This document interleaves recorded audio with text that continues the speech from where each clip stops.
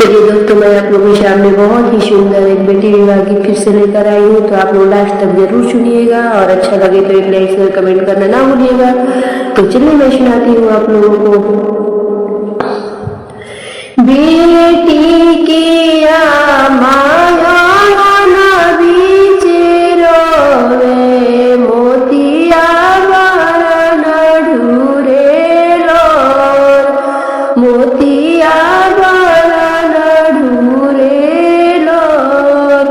अपनी बिटिया के घियो दूध पड़नी रखनी नवा के बीच, रखनी नवा के बीच।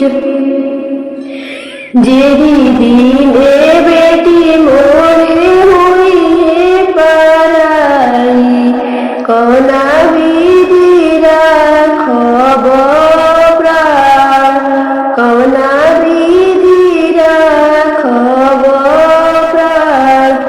इतना वचन सुनी बोलेली बेटी, इतना वचन सुनी बोलेली बेटी।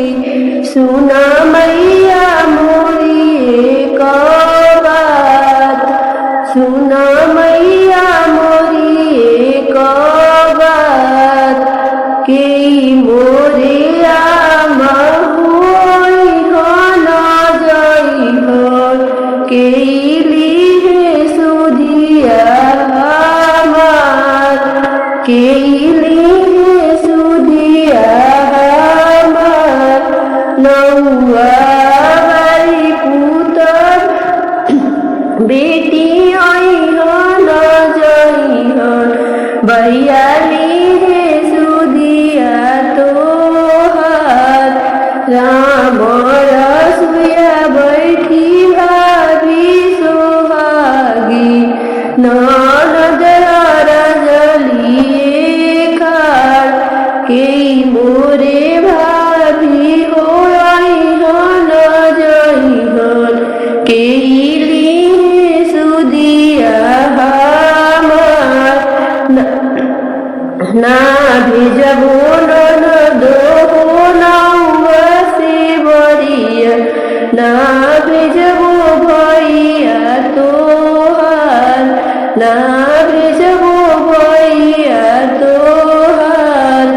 रोवत बेटी हो अम्मा के पुकारे, सुनया माँ भाभी के आवाज, सुनया माँ भाभी के आवाज। जानी बेटी रो हो, जानी बेटी सुसुक, जानी कर मनवा उदास, जानी कर मनवा उदास। हम भेजबो